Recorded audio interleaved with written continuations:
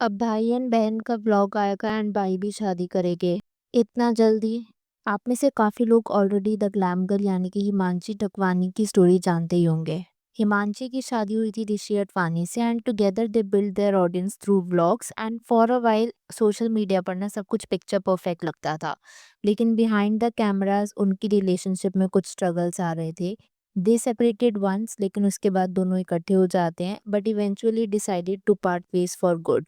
उसके बाद लगभग 1 साल तक लीगल प्रोसीडिंग्स चलती हैं एंड इनका डिवोर्स फाइनलाइज हो जाता है। और अब हिमांशी ने चूज किया that she will move forward with her life and is getting married again. लेकिन हुआ क्या ना, कुछ नेटिजन्स को ये चीज़ हजम नहीं हुई। सम पीपल आर कॉन्ग्रेचुलेटिंग हर, लेकिन जो कॉन्ग्रेचुलेट कर रहे हैं उससे कई ज़्यादा अमाउंट में आर क्रिटिसाइजिंग हर।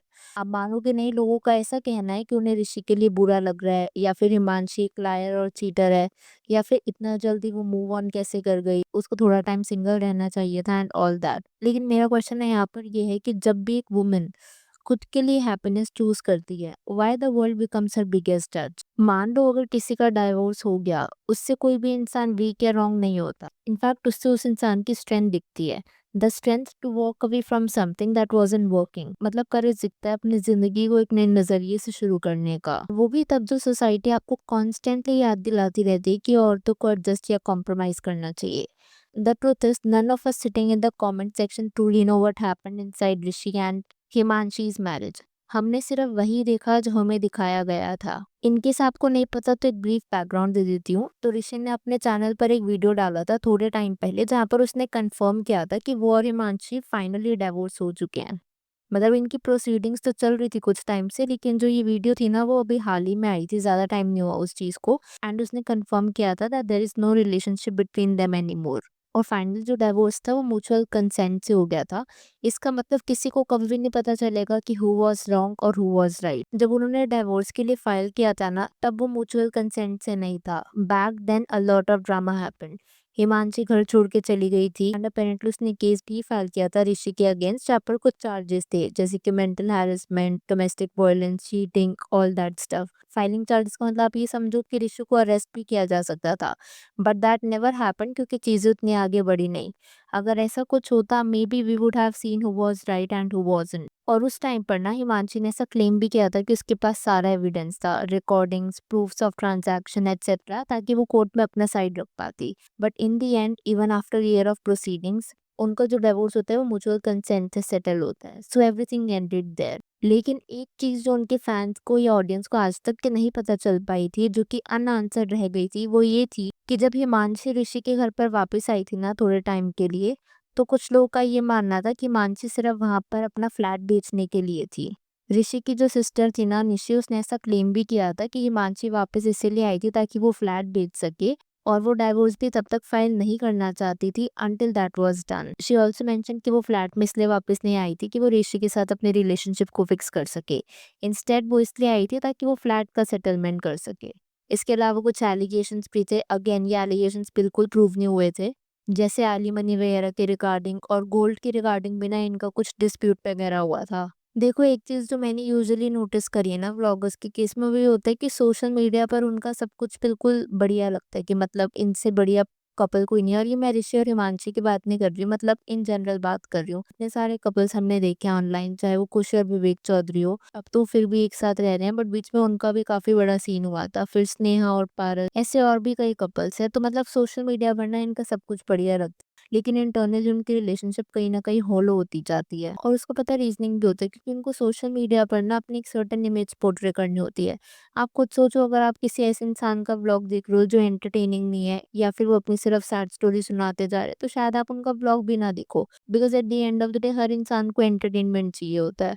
अब क्योंकि वो व्लॉग बना रहे हैं, अपनी डेली लाइफ दिखा रहे हैं, मान लो अगर उनकी लाइफ में चीजें सही नहीं भी चल रही and they are not really happy, but उनको for the sake of camera ना वो चीज़ दिखानी पड़ती है। अब अगर आप अपने एक्सप्रेशन या फीलिंग्स एक बार छुपाओगे, दो बार छुपाओ, लेकिन जब वो हैबिट बन जाती है ना, तो इवेंचुअली इंसान वेंट आउट तो करता ही है और फिर रिलेशनशिप में वो दरार आने लग जाती है। खैर, अगर ऋषि और हिमांशी पर वापस आए, तो जब इनका ही सेपरेशन वगैरह का सीन चल रहा था ना बीच में, तो ऋषि कई वीडियोस बनाया करता था, लेकिन हिमांशी ने फाइनली एक वीडियो बनाई थी। उसने ऋषि को एक्यूज किया था कि वो मल्टीपल टाइम्स चीट कर रहा था, मेंटली हैरेस कर रहा था एंड प्रेशराइज़ किया करता था वीडियोज़ वगैरह बनाने के लिए। उसने बताया था कि ऋषि और उसकी फैमिली ना उस पर डोमिनेट किया करती थी और वीडियोज़ में उसको फ़ोर्स किया करती थी स्माइल करने के लिए, वही चीज़ जो मैं अभी आपको मेंशन कर रही थी। और तब भी फ़ोर्स किया करती थी, मान लो अगर हिमांशी का मन नहीं है तो भी। इसके अलावा हिमांशी ने एक और भी सीरियस एलिगेशन लगाया था, वो ये था कि ऋषि ओपन मैरिज चाहता था जबकि हिमांशी नहीं चाहती थी। अब क्योंकि हिमांशी की वीडियो आई थी उसके बाद निशी, जो कि ऋषि की सिस्टर है, वो यूट्यूब चैनल के अंदर ना कुछ ह्यूमिलिएटिंग कमेंट्स लिया करती थी, मतलब बेसिकली हिमांशी के कैरेक्टर को असैसिनेट करने के लिए। निशी ने ऐसा एक्यूज किया था कि हिमांशी ना काफ़ी डेस्परेट है दोबारा शादी करने के लिए और ऑलरेडी वो अपनी प्रोफाइल बना चुकी है शादी.com पर। खैर इसके बाद इनका केस वगैरह चला था एंड जैसा मैं आपको बता रही थी फिर इवेंचुअली इनका केस सेटल डाउन हो जाता है। एंड अब हिमांशी अपने इंस्टाग्राम और यूट्यूब प्रोफाइल पर बताती है that she has decided to move forward with her life and is getting married again. And इस चीज़ पर ना आप नेटिजन्स के कुछ कमेंट्स देख लो। ऋषि और उनकी फैमिली परेशान तक हुई, आप लोग की वजह से उनकी लाइफ खराब हुई और आप बहुत बुरी हो, सेल्फिश हो, आज भी वो ठीक नहीं है इतना जल्दी। We are so sorry Rishi, being a girl will always make people more emotional towards her, लेकिन कभी कभार बॉयज भी इनोसेंट होते हैं। We already know she was cheater and liar and you don't bring that in the video that things, God bless you man, hope you find someone more sensible and loyal.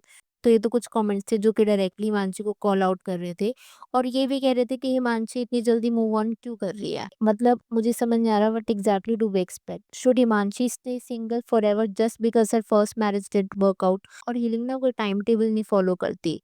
कभी कभार आपकी ज़िंदगी में सही इंसान आता है and they come sooner than expected and sometimes it takes years, हो सकता है सालों लग जाएं आपको वो सही इंसान मिलने में। There is no too early और too late when it comes to choosing happiness. हाँ, ऋषि अभी भी अनमैरिड है and maybe he is looking for someone, maybe he is not, none of us no.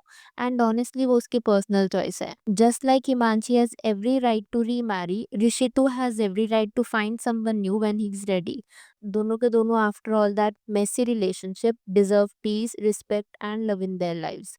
लेकिन एक चीज़ जो मुझे अनफेयर लगती है वो ये है कि किस तरीके से ना कभी कभार सोसाइटी थोड़ा हार्शली रिएक्ट करती है when it is the woman who moves forward first. हम ना कभी कभार ये चीज़ भूल जाते हैं that a woman has the right to happiness beyond marriage. अगर एक आदमी दोबारा शादी करता है उसको सेलिब्रेट किया जाता है कि देखो you know he found someone again, good for him.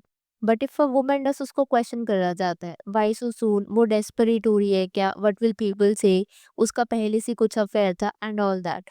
And this kind of double standard needs to end. एक चीज़ जो मुझे और भी वियर्ड लगी थी, जैसे मैं आपको बता रही थी कि निश ने ना पहले बताया था कि किस तरीके से हिमांशी का सेपरेशन के बाद शादी.com पर प्रोफाइल था।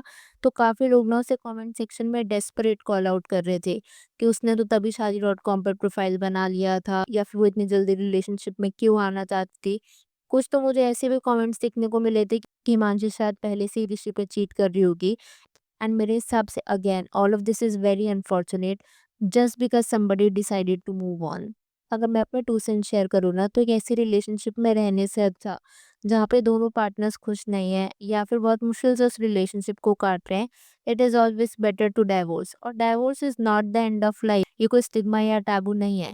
It can be the beginning of a better one. खैर अब मैं यहाँ पर आपसे आपका पॉइंट ऑफ व्यू जानना चाहूँगी, what do you think? Please to let me know in the comments below. और जो नेटिजन्स का ये कहना है कि हिमांशी इज बीइंग डेस्परेट या उसको इतनी जल्दी मूव ऑन नहीं करना चाहिए, what do you think about that? Please to let me know that as well. Video पसंद आई हो तो hit that like button, consider subscribing the channel if you haven't already, and I will see you super soon with another video.